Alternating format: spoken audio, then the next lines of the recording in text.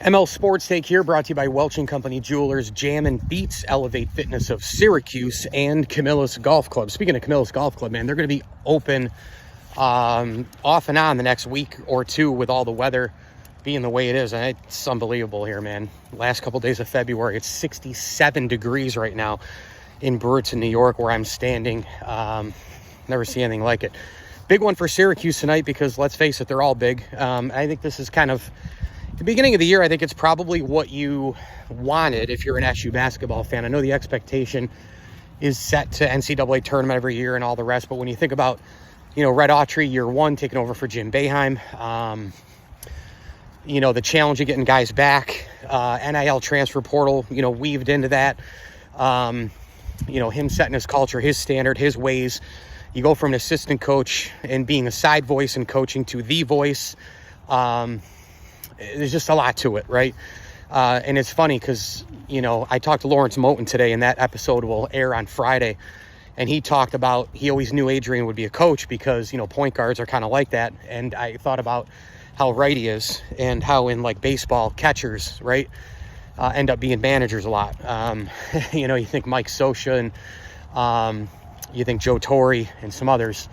But, this is kind of where you want to be, I think. I mean, even though they had those brutal road losses to Wake, Georgia Tech, and, BC, this Syracuse team, I think, still being at 18-10 with, 3 games left with a shot. You got Virginia Tech tonight. You got 2 road games against Louisville and Clemson.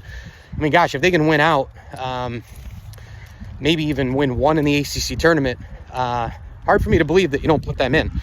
With that resume, who they played, the win against North Carolina at home, beating Oregon on the neutral floor, beating a couple teams out of conference pretty good, is pretty good, right? Like, Colgate, somebody might say, well, yeah, but it's Colgate. Well, yeah, well, you got to count mid-majors and you got to count smaller schools, smaller brands, smaller everything, as long as since, 2006, like I told Michael Tricarico, my good pal, today at lunch, as long as you're going to have George Mason go to the Final Four, and you're going to have VCU and, Butler go to Final Fours, and Florida Atlantic and Loyola Chicago, you can say all you want about,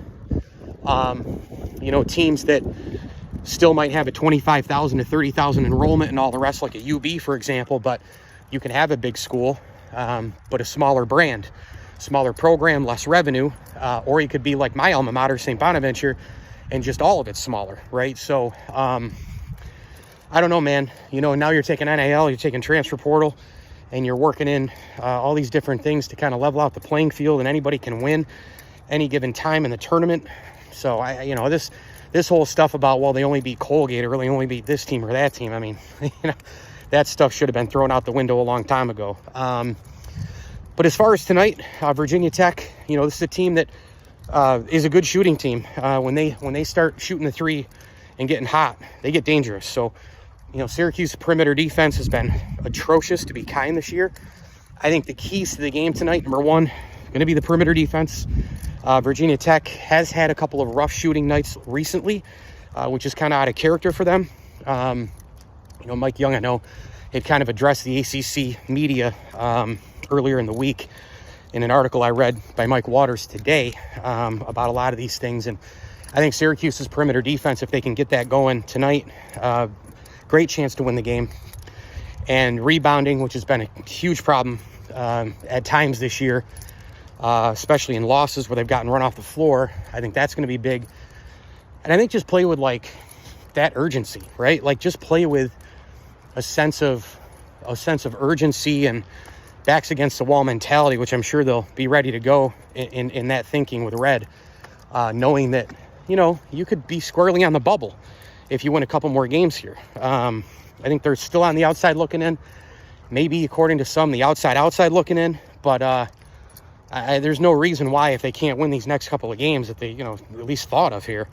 And I think Syracuse wins tonight. I think it'll be like maybe like a 5 to 7 point win.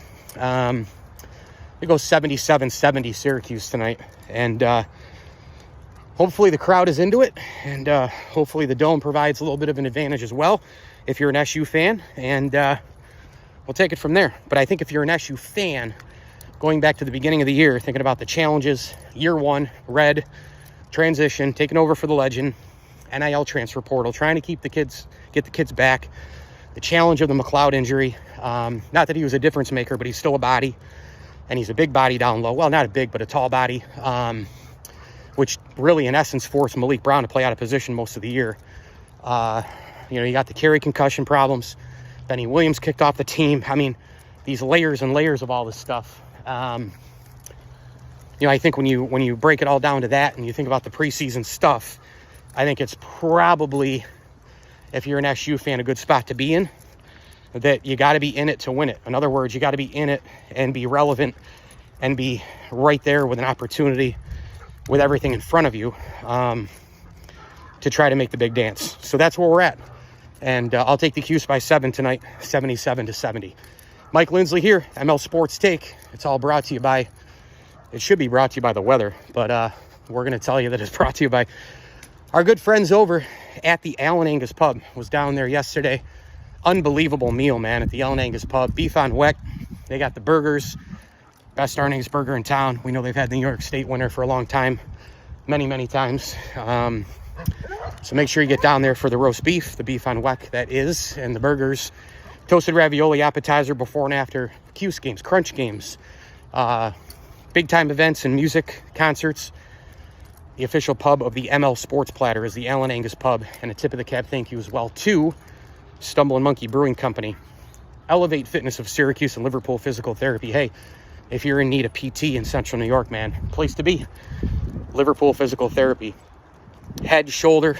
I feel like I'm singing the head, shoulder, knees, and toes song with my daughter. But seriously, man, aches, pains, anything you need, they can help you out. Liverpool Physical Therapy. Get your PT now.